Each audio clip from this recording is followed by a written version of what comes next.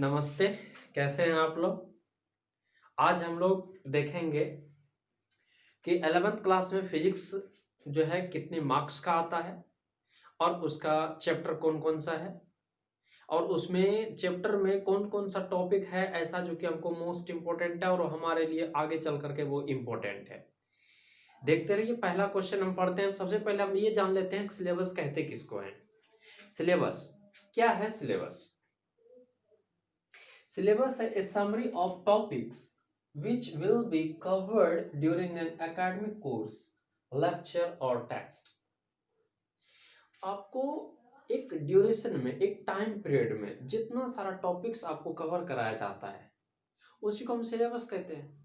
और सिलेबस हम 11th class में यदि पढ़ रहे हैं तो हमारा सिलेबस जो है थ्योरी में 70 नंबर होगा और प्रैक्टिकल में 30 नंबर होगा। उसका भी सिलेबस हम आगे चल करके डाल देंगे। पहले हम लोग ये पढ़ लेते हैं कि 11th क्लास में थ्योरी के लिए 70% यदि है मार्क्स का है तो हमारे लिए कौन कौन सा चैप्टर है जो कि हमको पढ़ने हैं।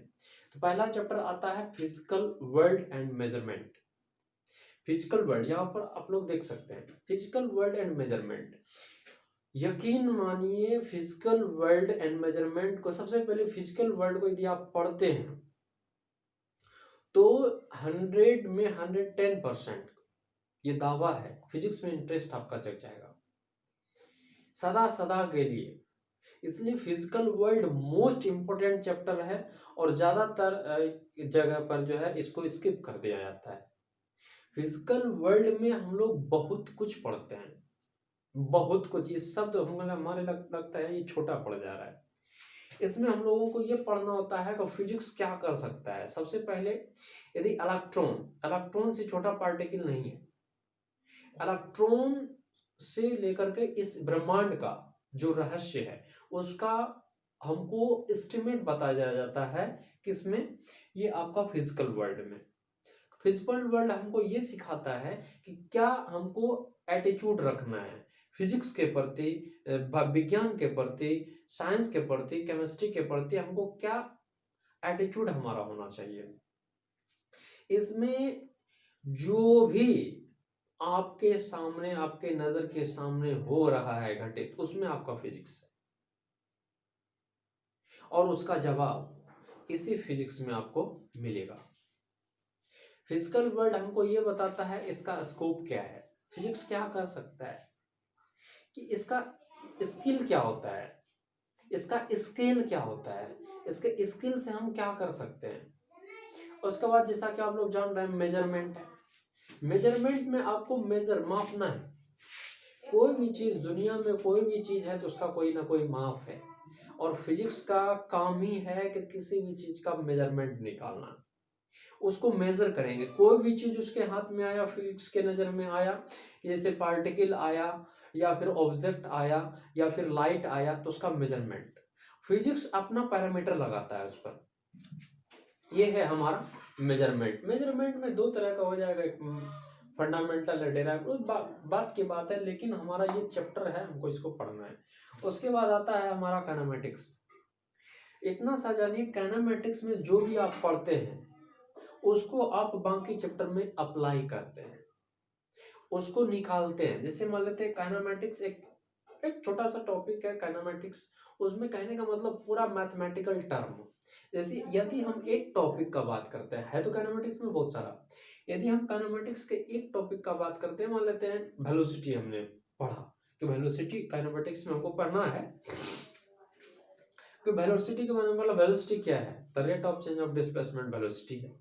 अब हम क्या, इसके कोई भी पार्टिकल यदि मूव करेगा, अब यहाँ तो ये नहीं बोला, यहाँ पर हमको कहा कि कोई वस्तु जो है यदि गति कर रहा है, जितना डिस्प्लेसमेंट तय किया, जितने समय में उसको भाग दे दो, हमारा वेलोसिटी निकल जाएगा। अब इसमें हमको वो लगाना है। इसमें यदि हमने एक्सेलरेशन पढ़ा, एवरेज वेलोसिटी पढ़ा, एक्सेलरेशन पढ़ा, इंस्टेंटेनियस स्पीड पढ़ा, इंस्टेंटेनियस वेलोसिटी पढ़े, जो भी हमने पढ़ा उसको हमें इसमें अप्लाई करना है।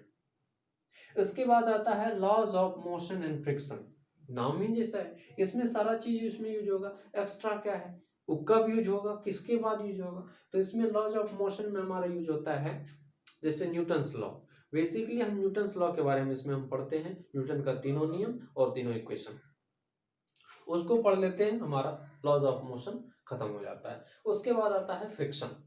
फ्रिक्शन लॉज ऑफ मोशन पर डिपेंड कर रहा है। यहाँ पर वस्तु जो है अपने जगह को जो परिवर्तित कर रहा है, जगह को जो चेंज कर रहा है, तो यहाँ पर जो है वो मोशन में कर रहा है, वो रोटेट करके कर रहा है लॉज ऑफ मोशन में। फ्रिक्शन में वो पिसलेगा एक दूसरे के ऊपर, बस वही है। बाकी इसमें जो रूल होगा वही रूल होगा। जो इसमें हमने निकालने हैं, वर्क डन निकालने हैं, फोर्स निकालने हैं, एक्सेलरेशन निकालना है, तो इसमें भी हमको निकालना है उसका कितना फोर्स लग रहा है, फ्रिक्शन फोर्स कितना हो रहा है। यदि फ्रिक्शन लग रहा है तो उसके बाद उसका वेलोसिटी कितना हो रहा है, ये हमारा फ्रिक्शन में आता है।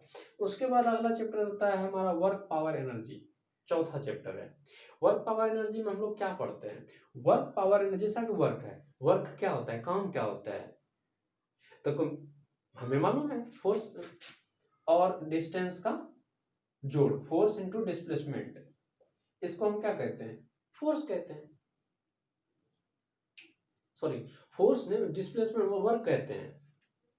तो वर्क डन हमारा पता हो गया, तो वर्क डन। उसके बाद आता है पावर, तो रेट ऑफ डूइंग वर्क, हम कितने समय में कितने काम को अंजाम दे सकते हैं, वो हमारा कहलाएगा पावर। और जब पावर और वर्क तभी तो हम करेंगे जब हमारे पास एनर्जी होगा। तो एनर्जी हमको निकालना, और एनर्जी हमारे ब्रह्मांड में दो ही तरह का बताया जाता है तो बहुत सारा, लेकिन इस चैप्टर में यदि सीमित करें तो हमको दो पढ़ाया जाएगा और बताया जाएगा और हम लोग पढ़ेंगे। वो है काइनेटिक एनर्जी और potential energy, half M V square और mgh, ठीक है। हाँ, हमको वर्क डन और पावर एनर्जी पढ़ लिया। उसके बाद आता है हमारा motion of system of particle and rigid body, most important chapter. यदि हम इस चैप्टर का बात करें, motion of system of particle, तो इसमें बाकी सारे चैप्टर्स में, और भी इसमें 5 चैप्टर हैं, उसमें से सबसे ज्यादा और बढ़िया और कॉन्फिडेंस और कॉन्सेप्ट वाला चैप्टर यदि है तो ये हमारा है motion of system of particle and rigid body, ये हमारा चैप्टर है। इसमें आपको कंफ्यूजन यदि कहीं है तो हमारे अंदाज से इस चैप्टर में कुछ है, बाकी सब क्लियर, क्रिस्टल क्लियर कॉन्सेप्ट के तरह आपको जो है समझ में आ जाएगा।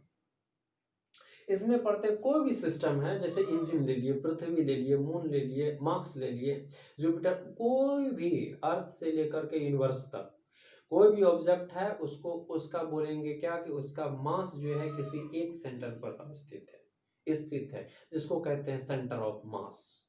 हमको मालूम है कोई भी ऑब्जेक्ट को हम ऐसे लेकर के घुमाते हैं, मतलब एक ऐसा जगह होता है कि ये जो है स्थिर हो जाता है, बैलेंस हो जाता है ऐसे बीच में, तो हम कहेंगे कि नहीं, सेंटर ऑफ मास इसका यहाँ पर है, अटका हुआ।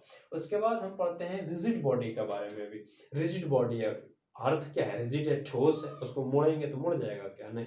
ये भी ठोस है, इसको मोड़ेंगे तो मुड़ जाएगा क्या? नहीं। तो इसके बाद और भी 5 चैप्टर है, इसको भी हमको पढ़ना है, देखते हैं।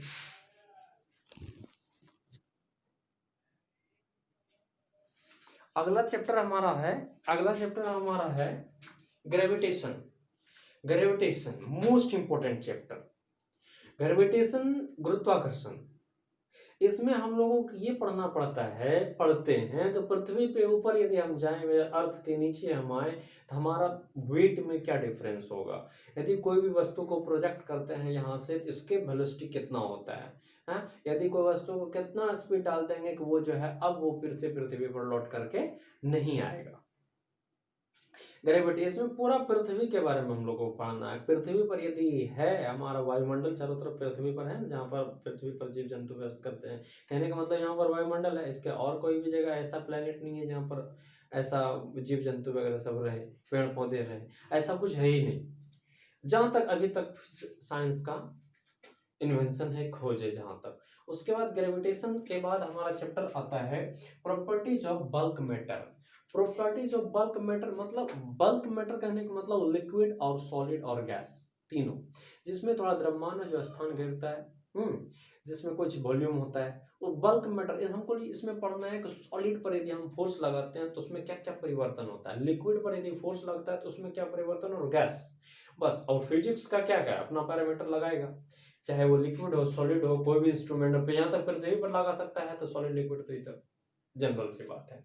उसके बाद हीट एंड थर्मोडायनामिक्स, ये मोस्ट इंपॉर्टेंट चैप्टर, क्योंकि इसी के आधार पर हमारा दुनिया में जो रिवॉल्यूशन हुआ, स्टीम इंजन ब्रिटेन ने सबसे पहले बना दिया, इसलिए वहां पर इंडस्ट्रियल रिवॉल्यूशन भी सबसे पहले वहीं हुआ। स्टीम इंजन, इसमें बेसिकली हमको ये पढ़ना है कि स्टीम इंजन बना कैसे, कार्नोट इंजन बना कैसे, उसको कैसे बनाया जाता है, कैसे उसको इम्प्लीमेंट कर सकते हैं, उसको कैसे उसका एप्लीकेशन करके हम न्यू जनरेशन का इंजन बनाए, जैसे rail engine, diesel engine, petrol engine. अब तो बहुत सारा इंजन बन चुका है, उस समय स्टीम इंजन ही सबसे पहले बना और वो ही पावरफुल था। अब तो पता नहीं, आगे तो बहुत कुछ हो सकता है। बिहेवियर और perfect gas and kinetic theory. Kinetic behaviour of perfect gas, कोई भी परफेक्ट गैस किसको कैसे हम परिभाषित करेंगे कि हाँ ये परफेक्ट गैस है, रियल में गैस का जो प्रॉपर्टी है उसको हमको पढ़ना है कि उसका ये पार्ट है, इसका एक प्रॉपर्टी है, यदि इस प्रॉपर्टी को फॉलो करता है तो ये हमको जो है परफेक्ट गैस कहलाता है। और उसका काइनेमेटिक थ्योरी, कहने का मतलब क्या, उसका थ्योरी हमको पढ़ना है, उसमें कितना एनर्जी होता है, वो क्या क्या कर सकता है, उसका इसके वेलोसिटी कहाँ होता है, कोई भी पृथ्वी पर, कोई भी प्लैनेट पर, पृथ्वी पर यदि कोई भी गैस है तो कितना है, कौन सा गैस है, कौन सा गैस नहीं, क्यों नहीं है और क्यों है, इसके बारे में हमको पढ़ना पड़ता है। किसमें, behaviour of perfect gas and kinetic theory. उसके बाद लास्ट चैप्टर हमारा आता है oscillation and waves. Oscillation and waves, इसमें हम लोग क्या करते हैं, ये मोस्ट इंपॉर्टेंट चैप्टर इसलिए भी है क्योंकि ये हमारा 12th से रिलेट करता है, ऑसिलेशन एंड वेव्स। क्योंकि 12th क्लास इसमें है, 11th क्लास में ऑसिलेशन वेव्स, इसमें हमको सबसे पहले बताते हैं इसमें हमको पढ़ना क्या है। तो इसमें आप जानते हैं कि इसमें भगवान कृष्ण जो है बांसुरी बजाया करते थे, उसका धुन बहुत मधुर हुआ करता था। तो वो कैसे, फ्लूट्स का हम बारे में हमको इसमें पढ़ना है। उसके बाद डॉपलर इफेक्ट, ट्रेन पर जब गुजरती है स्टेशन से तो हमको आवाज़ बहुत जोर का सुनाई देता है, जब पास आता है तो फिर दूर चले तो हमको सुनाई नहीं देता है। डॉपलर इफेक्ट के बारे में हमको इसमें पढ़ना है। मैं इसके बाद इसमें हमको पढ़ना है SHM, SHM simple harmonic motion, ये क्या होता है, इसका टाइम पीरियड क्या होता है, क्या हम अपने घड़ी को यहाँ जो लगा हुआ है, क्या हम इस घड़ी को चंद्रमा पर लेके जाते हैं तो क्या उतना ही समय ठीक समय हमको देता है या नहीं, हमको इसमें पूरी डिटेल से हमको पढ़ना है। और यदि इसको हम पूरी डिटेल से अच्छे से यहाँ पर पढ़ लेते हैं तो क्लास 12th में हमको अल्टरनेटिंग करंट एक चैप्टर है, और सुपरपोजिशन ऑफ वेव्स इसमें हमको पढ़ना पड़ता है, और सुपरपोजिशन ऑफ इलेक्ट्रिक करंट हो गया, इलेक्ट्रिक वेव्स हो गया, इलेक्ट्रोमैग्नेटिक वेव हो गया, हमको 12th क्लास में पढ़ना पड़ता है। कहने का मतलब कि 12th के लिहाज से oscillation and waves most important chapter आता है। ओवरऑल हमारे पास हमारे 12th क्लास 11th क्लास में हमारे पास 10 चैप्टर है, 10 चैप्टर में हमारे पास नाम दिया हुआ है, इसको हम परफेक्टली तरीके से एकदम पॉइंट वाइज जो है प्रत्येक चैप्टर को हमको खत्म करने हैं, और ताकि हमको कोई भी आगे चल करके कोई तरह का दिक्कत ना हो। हमें उम्मीद है कि आप सारे क्वेश्चंस को, सारे चैप्टर्स को नाम जो है आसानी से समझ पा रहे होंगे, और जितने से आपके क्वेश्चंस हो रहे हैं कि नहीं सर ये बात, तो सारे क्वेश्चंस को हम बारी बारी से डील करेंगे, और आगे की क्लास में हम कंटिन्यू जारी रखेंगे। फिजिकल वर्ल्ड से हम स्टार्ट करने वाले हैं अगला नेक्स्ट क्लास, नेक्स्ट दिन के लिए।